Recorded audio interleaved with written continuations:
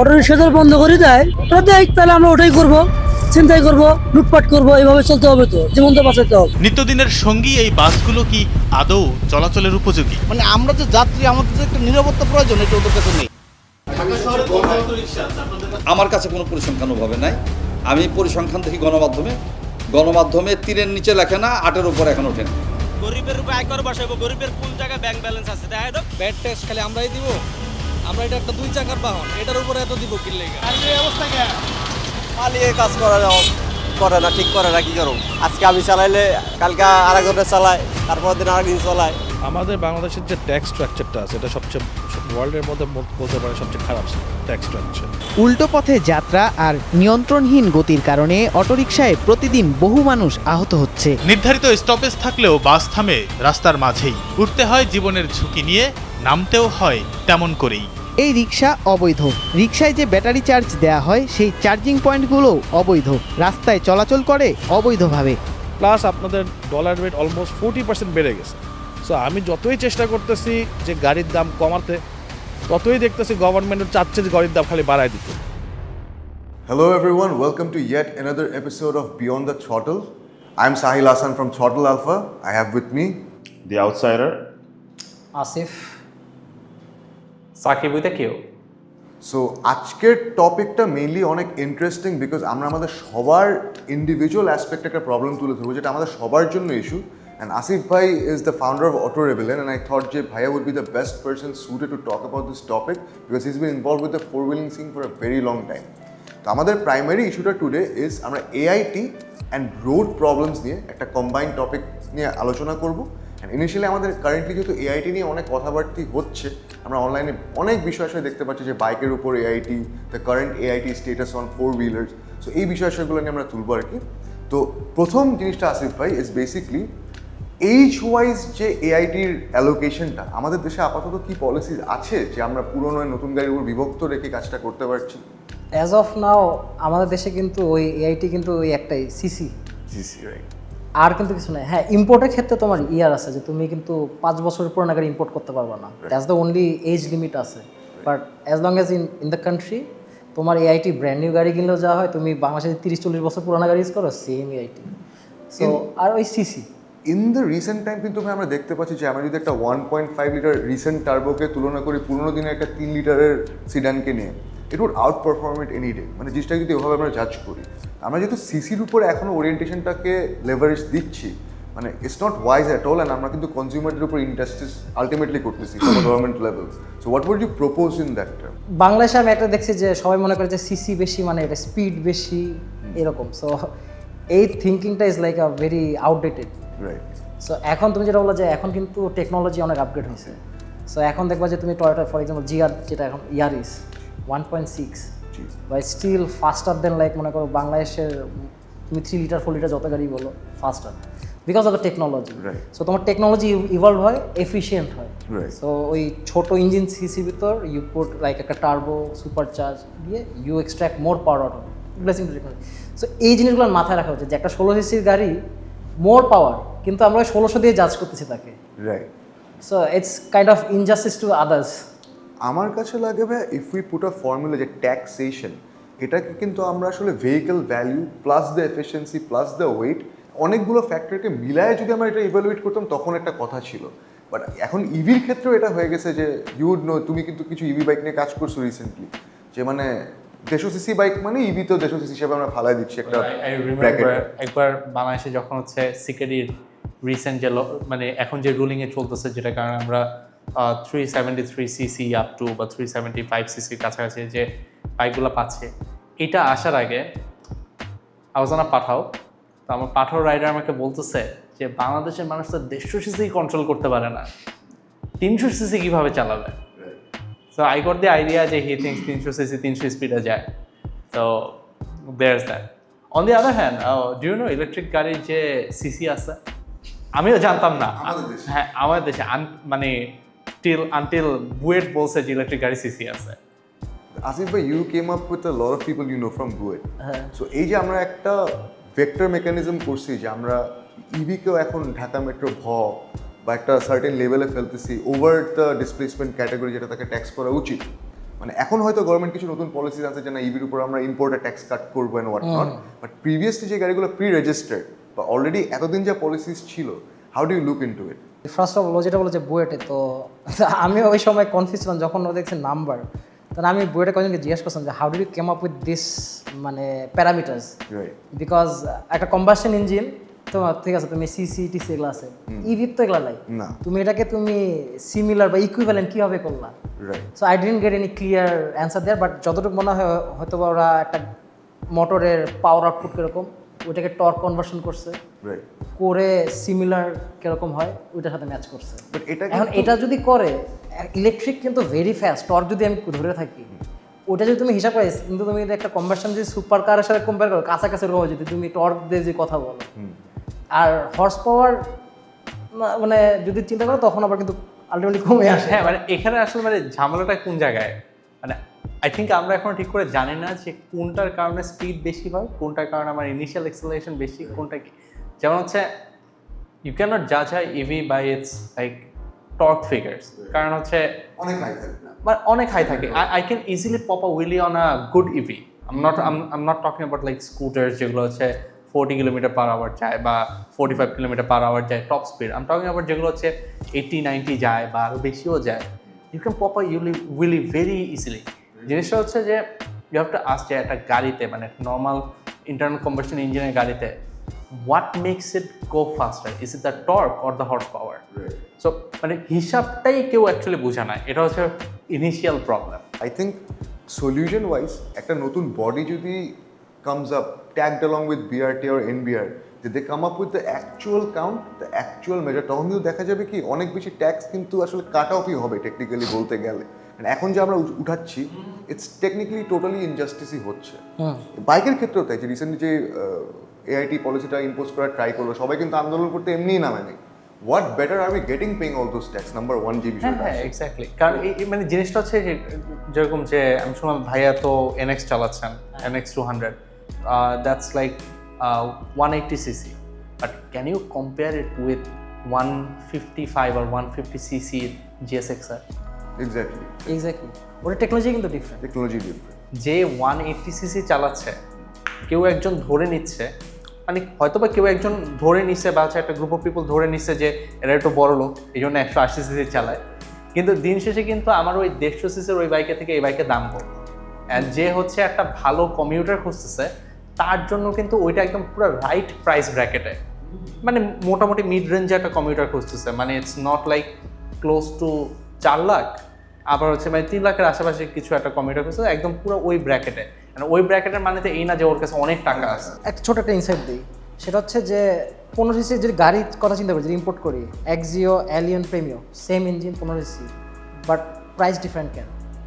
Because তুমি যখন গাড়ি ইম্পোর্ট করো, জাপানরা এক্সপোর্টের সময় একটা ইয়েলো বুক ভ্যালু সেট করে। আচ্ছা। সো এক্সিওর ইয়েলো বুক ভ্যালু একরকম হয়, অ্যালিয়ন, প্রেমিও আলাদা হয়, তো দেখ same engine but they have different kind of value. এই কারণে কিন্তু প্রাইস কিন্তু ওখানে যায়। এবং যখন বাংলাদেশে যখন ঢুকে আমরা কি জানি যে মনে করো যে তুমি 15 সিসি ইম্পোর্ট ট্যাক্স মানে একই হবে, ইটস আর রং। তুমি যখন আনবা তখন দেখবা তোমার প্রত্যেক মাসে মাসে এই একটা ডিউটি স্ট্রাকচার চেঞ্জ হয় প্রত্যেক মাসে। দেখবো এক্সের জন্য আলাদা, এলনের জন্য আলাদা, প্রিমের জন্য আলাদা। আর ডিউটিতেও যদি ভাই আমরা আসি, মানে if you talk about other countries like Singapore, Thailand, একটা হেরিটেজ ভ্যালু থাকে একটা ভেহিকেল। আমাদের এখানে তো পুরোনো গাড়ি দেখে আমরা মানে দেখতেই পারি না, এমন একটা অবস্থা চলে গেছে। আমরা মানে দেখা যাচ্ছে যে ওনারগুলো প্রিজার্ভ করতো ফর হেরিটেজ ভ্যালু, ওই ওনারগুলোকে তখন কমপ্লিটলি ডিমোটিভেটেড গাড়ি রাখতে, কারণ তার গাড়ি 15 সিসি পুরোনো গাড়ি, সে একটা নতুন মার্সিডিজ চালাচ্ছে হয়তো 1.5, ওটার যেটা ট্যাক্স সে 60 বছর আগের গাড়িকে ওই ট্যাক্সে চালাচ্ছে। So how do evaluate that? এইটাও যে বললাম না যে ডিসকারেজ করা, সো দিন শেষে আবার হেরিটেজও বললাম। সো আমি টুকটাক অনেকগুলো দেশে গেছি, ওই দেশে গেলে তুমি আমি যখন কয়েকদিন প্যারিসে গেলাম, ওইখানে দেখলাম যে 1930s ওই সময়কার পুজো, সিট্রন চলতেছে। আমার দেশে তুমি দেখো কিছু পাবো না, বিকজ থাকলেও ওই বাটা মনে করো যার আছে ওই বাটা ভাঙ্গারি থেকে যায়, তাও ভালো। মানে গাড়ি রাখা মানে কি ইচ্ছা, মানে মানি আমার স্পেন্ডিং মেশিন, আমার আর শখটাই থাকবে না। বাট এই যে আমি যে গেলাম ওখানে যে মানে হিস্ট্রিক্যাল কিছু যে দেখলাম, এটা কিন্তু দেখে আমার ভালো লাগলো। তখন কি মনে হয় যে ওই দেশটা আসলে উন্নত।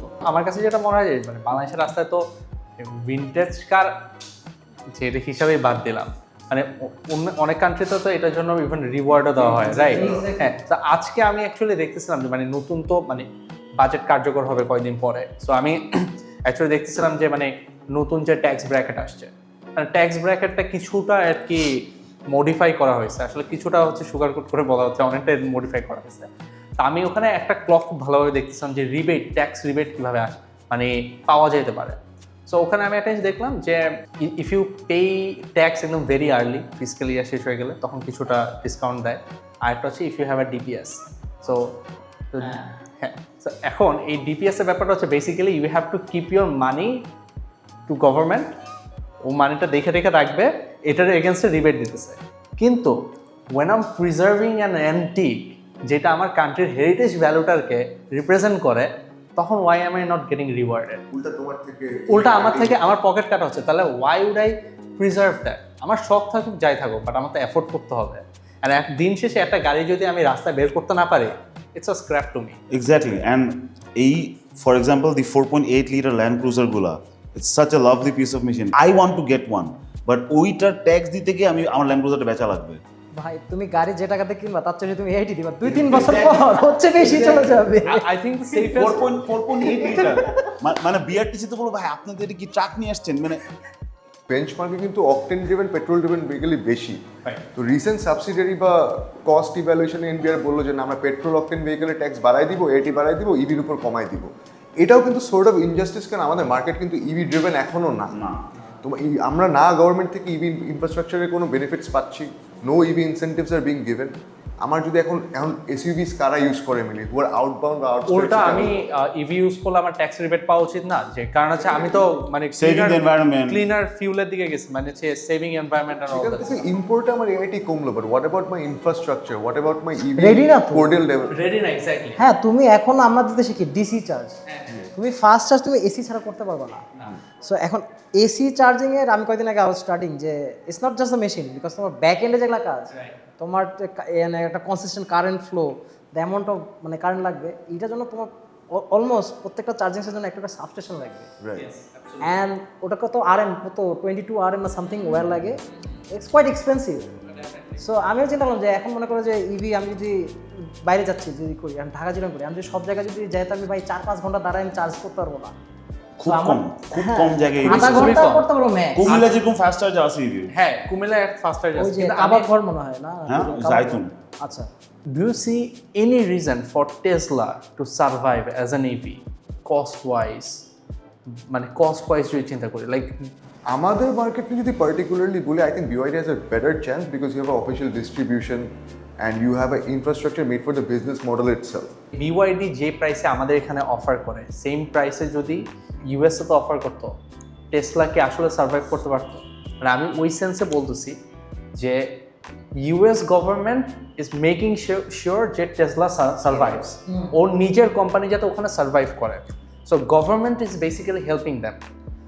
মানে the point I am trying to make is, EV যদি এখানে সাস্টেইন করতে হয়, অবভিয়াসলি এখানে গভর্নমেন্টেরই হেল্প করতে হবে। সেম থিং কিন্তু ইন্ডিয়াতে তুমি দেখবে চাইনিজ ব্র্যান্ডে কিন্তু পেনিট্রেশন খুব কম, নাই বলেই চলে। ওরা কিন্তু ওদের যে নিজস্ব ব্র্যান্ড মাহিন্দ্রা ওরা কিন্তু ওগুলা ইভি করতেছে, রাদার গেটিং নিজেদের ইভি ব্র্যান্ড লাগবে, সামথিং লাইক বাংলা টাইগার, পালকি ইয়া। বাট পয়েন্টটা তো ওইটা না, দ্য ওনারশিপ বারটা কি মেট্রিকটা কি আমরা যেটাই করতেছি না কেন, এখন উই আর গেটিং মানে সাস্টেইন ইন দ্য কজ যে আমরা পারবো না খরচ করতে, কেন আমাদের এআইটি এত। তুমি যদি রিসেন্ট ফেনোমেনা ধরো, একটা 2টা গাড়ির ওনার ইন বাংলাদেশ মিনস কয়েকটা ফ্ল্যাট থাকার সমান। একটা এনভায়রনমেন্টাল সার্চার্জ, যেটাকে ওই যে কার্বন ট্যাক্সেশন বলতেছে, and added plus VAT BAT আসতেছে। ওটা 15 সিসিতে মনে হয় 25,000 টাকা বেশি আছে, 2000 সিসিতে 50,000 টাকা বেশি। তো ভাই আমার যদি এখন একটা 100 করোলা থাকে, একটা 90 করোলা থাকে, আমি কি 25,000 টাকা বেশি করে ট্যাক্স দিব প্রতি বছর? What's the point of it?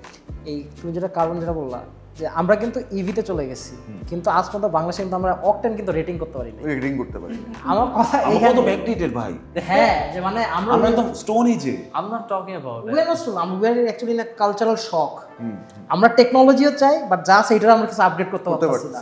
the funniest thing is, কারণ যদি বেটার অকটেন পাইতাম, আমার কিন্তু কার্বন বা আমার এনভায়রনমেন্ট এত চিন্তা করলাম, বেটার কার্বন আমার এফিশিয়েন্ট, আমার কিন্তু পলিউশন কম হয়ে যায়। রিফাইনারি লেভেল থেকে অকটেনই ঠিক নাই, আপনি আবার আমার কার্বন ট্যাক্স। এক্স্যাক্টলি, আমার আজ পর্যন্ত জীবনে বাংলাদেশে আমরা কোনো রনই কইতে পারি না যেটা কত রনের অকটেন পাচ্ছি। এক এক ইনস্টিটিউশন বলে এক এক রন ভ্যালু, মানে হয়তোবা রিফাইনারি বলবে একটা, you tested from a independent lab, ওইখানে আরেকটা, ডিপোতে আরেকটা, পাম্পের থেকে আরেকটা, মানে ইটস ক্রেজি। এক একজন এক এক রং ভ্যালু দেয়।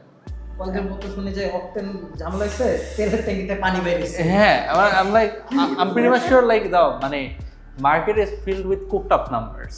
Like আই থিঙ্ক গভর্নমেন্টের, আচ্ছা ঠিক আছে এনবিআর টাকা লাগবে আমরা বুঝতেছি, অনেক কিছু হয়েছে দেশে, একটা গভর্নমেন্ট গেছে, নতুন গভর্নমেন্ট আসছে, we are building it all up, but আমার কাছে মনে হয় জেনারেল পাবলিকের উপর না অনেকখানি এটা চাপায় দেওয়া হচ্ছে। হ্যাঁ, নাম্বার ওয়ান। অ্যান্ড টোটাল ইনজাস্টিসের ফ্যাক্টরটা যেটা তুলে আমি সার্চার্জের কথা, 25,000 টাকা কিন্তু কম না ব্রাদার। মানে 15 সিসি গাড়ি যারা ওন করছে এটার মানে এটা না যে তার কোটিপতি হয়ে গেছে, 2000 সিসি পর্যন্ত গেলে বেঞ্চমার্কটা তাই।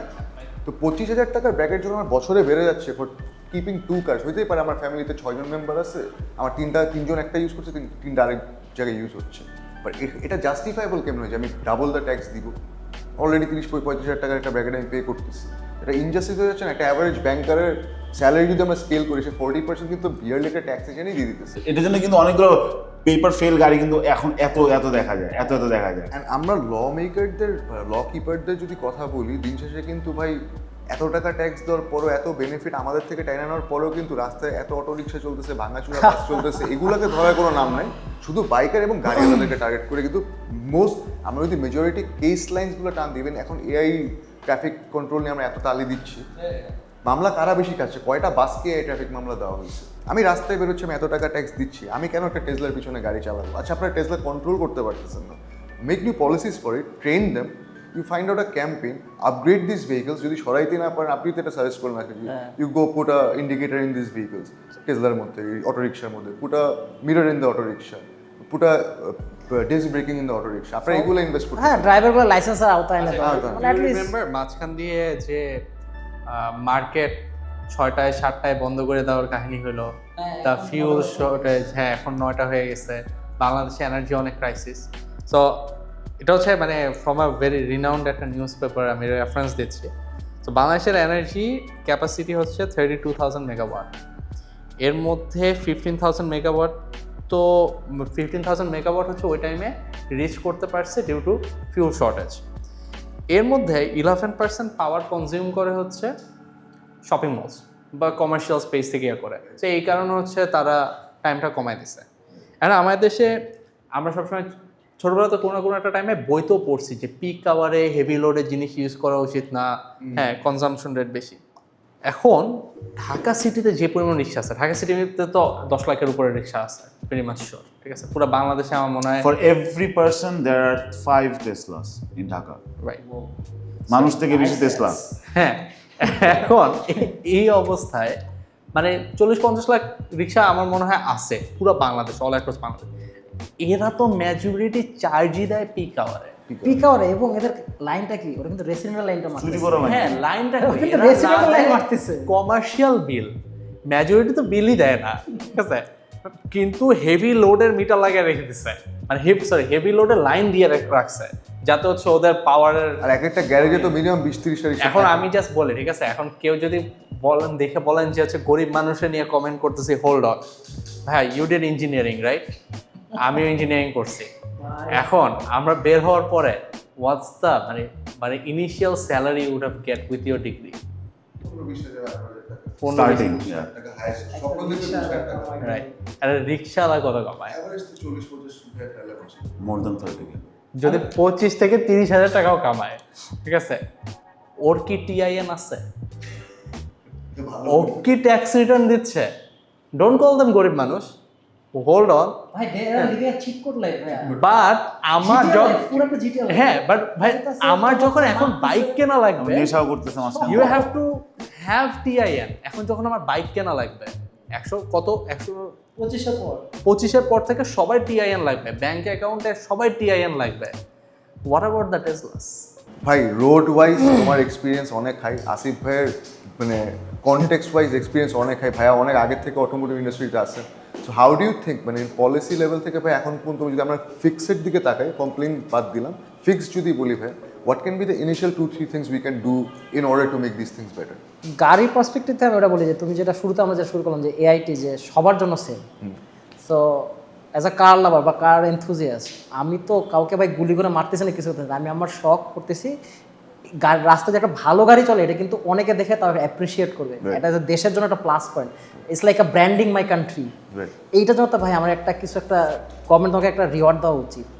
সো আউট সাজেস্ট যে এইরকম যারা পুরানা গাড়ি রিস্টোর করে বা পুরানা গাড়ি বা একটা সার্টেন এজের পর এগুলাকে একটা আলাদা ক্লাস করা উচিত, টাইপে ডিস্টিংগুইশ করে এক্স্যাক্টলি লাইক আ ভিনটেজ ক্লাস, এই ভিনটেজ কিছু একটা ক্লাস, টাইপ এবিসি বলেও যদি আমরা ভাগ করতে পারি এনিথিং আলাদা করে আবার ইনকাম ব্র্যাকেটের সাথে জানি একটু এক্স্যাক্টলি ওইটা হবে, ইনকাম হবে, এআইটি হবে, অনেক কিছু হবে। তো এই সেগ্রেগেশন করতে হবে, ইউ জাস্ট ক্যানট মেক আমি একটা এআইটি করলাম সিসি ডান সবাই এক, না হইলো না। আমি পার্সোনালি ফিল করি যে ঠিক আছে গভর্নমেন্ট যে রুলটা করছে যে সবাই টিআইএন দরকার, I feel like it's all right, কারণ ট্যাক্স রিটার্ন তো আসলে একটা ল অ্যাবাইডিং সিটিজেনের দেওয়া উচিত, রাইট? কারণ গভর্নমেন্ট আমার জন্য কিছু করতে হলে তো আমার তো গভর্নমেন্টকে সেটা মানে করার সুযোগ দিতে হবে। রিসেন্টলি আমি একটা ইনিশিয়েটিভ খুব অ্যাপ্রিসিয়েট করতেছি, যেটা ওটাকে বললো যে 375 সিসি পর্যন্ত সিবিইউ ইম্পোর্ট অ্যালাউ করতে পারে। এখন হঠাৎ করে কেউ যদি আবার বলে যে এই পার্টিকুলার ভেহিকেলটা আনলে বা কারো মাথার মধ্যে যদি ঢুকে আরে 250 সিসি কিন্তু সিলিন্ডার একটার থেকে বেশি, হ্যাঁ লাগাতে 100% সিবিইউ ট্যাক্স বেশি হবে না? সিবিইউ ট্যাক্স অলরেডি বেশি হবে, কিন্তু কারো যদি মাথায় আসে যে সিলিন্ডার বাইরে গেছে এআইটি বসাই দিব, যখন গভর্নমেন্ট বুক ফুলায় বলে দেখো আমরা এটা করে ফেলছি, মেট্রো বানিয়েছি, এলিভেটেড বানিয়েছি, ভাই দিজ আর ওভারডিউ কারেকশনস। এই জিনিসগুলো আমাদের দেশে আরো 20-25 বছর আগে হওয়ার কথা। Exactly. তোমাদের করাপশনের কারণে আমরা এগুলো পাই না। এটা কি আলটিমেটলি শোনো সরকার টাকা কি আমাদের টাকাতে সরকার আমাদের টাকা, টাকাই চলছে। তাই না? সরকার তো কোনো কামাই নাই, সরকার তো মানে জব বা বিজনেস করে না, আমরা দিতেছি। সো আমাদের টাকাতেই হইছে, এখন দেরিতে হইছে। যখন এটা স্ট্যাম্প করা হয় বিশাল ক্রেডিট হিসাবে দেখি না আমরা, এটা তো তোমার দায়িত্ব, আমি তো তোমার ভোট দিয়ে আনছি এই জন্য যে তুমি এটা করো, তুমি আমার ট্যাক্সের টাকা নিবা, তারপরে যেটা গ্যাপ থাকবে সেটা ফিল করে তুমি দিবা। কারণ আমি তো অলরেডি গভর্নমেন্টের করা লোনের টাকা তো পরিশোধ করতেছি, হ্যাঁ গভর্নমেন্ট তো আমাকে পারমিশন নেয় নাই এই আমি কিন্তু এত হাজার কোটি টাকা লোন নিতেছি, তুমি কিন্তু এটা দিবা, ঠিক আছে? জাস্ট ইমাজিন যে your child will have to bear that ডেপ্ট অ্যাজ ওয়েল। ভাই বাচ্চা জন্মের সাথে সাথে মাথার উপর একটা কিন্তু লোন চলে শুরু হওয়ার সাথে সাথে বাড়তে সাথে সাথে মেট্রো রেল করো, পদ্মা সেতু করো, এটা তোমার দায়িত্ব, এটা তোমার ক্রেডিট না। আই অ্যাপ্রিসিয়েট তুমি করছো, থ্যাংক ইউ, তুমি আমার টাকা খরচ করে করছো, বাট যে এটা এত বড়াই করার কিছু নাই। ভাই বিদেশে তুমি কোনো শুনছো যে এরে ট্যাক্সের জন্য ধরছি, ওরে ট্যাক্সের জন্য ধরছি? বিকজ কি ওরা রিটার্ন পায় থেকে ওরা দেয়, কারণ ওটাকে ওদের ওনারশিপ আছে। কারণ কি আমি জানি আমি অসুস্থ হইলে আমি একটা ফ্রি ট্রিটমেন্ট পাবো, কারণ কি আমি ট্যাক্স দিছি, রাইট রাইট রাইট। আমি রিটার্নটা বাইর করতে পারবো। এখন আমি যে ট্যাক্স দিতেছি আমি রিটার্নটা কই পাইতেছি? আমি তো চোখে কিছু দেখতেছি বা ফিল করতে পারতেছি না, খালি দিয়ে যাচ্ছে এই ফিল। আমি যদি বলে যে সরকার বলে যে এই যে পদ্মা করে দিচ্ছি, তোমার যে সেতু করে দিচ্ছি, রাস্তা করে দিচ্ছি, এইটাই তোমার বেনিফিট, হোয়াট এলস? ভাই আমার বাচ্চা থাকার জন্য নিডস যদি হয়, health is one of the needs, আমি হেলথে কি পাইতেছি? আমার এটা মনে পড়লো মডিফিকেশনের মামলার যে clause, you can not change a thing. Technically speaking ওই মামলা ধরে আমি যদি আগাই, if you even put an aftermarket screw on your bike, they can fine you. Certain modifications should be illegal. এটা নিয়ে আমার কোনো ডাউট নাই। এখন কেউ যদি কথার কথা যেটা সামটাইমস হয় যে ব্রেক সিস্টেম আপগ্রেড করতে যেয়ে হোস পাইপটারে নিচ দিয়ে ঘুরায় নিয়ে আসে, হ্যাঁ দ্যাটস ভেরি আনসেফ, কারণ দ্যাটস রিডিউসিং দ্য অনেক জায়গায় আসলে অনেক লাউড এক্সস্ট ইউজ করে, যেটা অনেক লাউড এক্সস্ট। আচ্ছা ধরলাম আমাদের ল আছে, বাট এইটা তো একটা প্রপার প্র্যাকটিস লাগবে, তাই না? যে ধরলাম আমি সেফটির জন্য ব্রেক লাগাইলাম, এটা তো আমি ভালো কাজ করতেছি, মানে মডিফিকেশন এমন না যে ভাই আমি রেকলেস করতেছি। তো there has to be a body যেখানে যে এটা আমি বলবো যে আমি এটা করতেছি। হ্যাঁ না, আমার কথা এটাই যে আমি মডিফাই করলাম, তাহলে আমাকে বলুন যে আমি বিআরটিএতে গিয়ে আমি দেখাইলাম যে I did this certain modification, তুমি ফিটনেসটা চেক করে দাও, গিভ মি অ্যাপ্রুভাল, দিলাম আমি 500 টাকা ফি। হ্যাঁ এটা কিন্তু গভর্নমেন্টের ভালো একটা legal way to get the money. উল্টা ঢাকা সিটিতে যে পরিমাণ মডিফাইড বাইক আছে, হ্যাঁ এরা যদি লিগালাইজ করে government will earn so much. ঢাকার বাইরেও। সো এই ব্রিজগুলো ভাই, এই পলিসি মেকিংগুলো আই থিঙ্ক ভাই যেটা বলো গ্রাউন্ড লেভেল থেকে মিড থেকে হাই সবার একটা ইকুয়াল বা ইকুইভ্যালেন্ট আসতে হবে, নাহলে এটা সলভ করা পসিবল না। আর এই পলিসিগুলো হওয়া উচিত কিন্তু বোথ ওয়ে, মানে খালি ওপর থেকে করে চাপাই দিল না না, এইটাও কিন্তু ঠিক না ভাই। We as consumers to have to এখন আমরা কিন্তু এখানে টুকটাক পড়াশোনা করি, স্টাডি করি, মেশিন নিয়ে স্টাডি করি, সেফটি নিয়ে স্টাডি করি। আমাদের যদি কিছু ইনপুট নাই, আমরা তো খারাপ কিছু ইনপুট দিব না। এই ইনপুটগুলো তো ওনার সাথে যাওয়া, এই বডিটা আসলে সবার মিলে আসলে অ্যালাইন হইতে হবে। এক্স্যাক্টলি, মানে এটা শুধু পলিসি মেকারসরা, তারা তো স্পেশালাইজ নেই জিনিসটা। না যেমন আমরা সবাই টুকটাক রিভিউ করি, রিভিউ করতে গেলে আমাদের স্টাডি করা লাগছে। So we have those knowledge. এই নলেজগুলো যদি আমরা দেশেই দেই, দেশই ভালো হবে ভাই। So guys, this was our opinion regarding the current policies and the problems that we are facing. Special thanks to Asif Bhai for showing up because Bhaiya gave a lot of input, and I am personally a huge fan of Bhaiya's work and I've been following him for a very long time. Thank you. I believe যে আমরা যদি সবাই মিলে এই জিনিসগুলো নিয়ে কাজ করতে পারি, it's better. So do also drop your opinion in the comments box below, and thank you so much for staying with us. Till next time guys, thank you so much.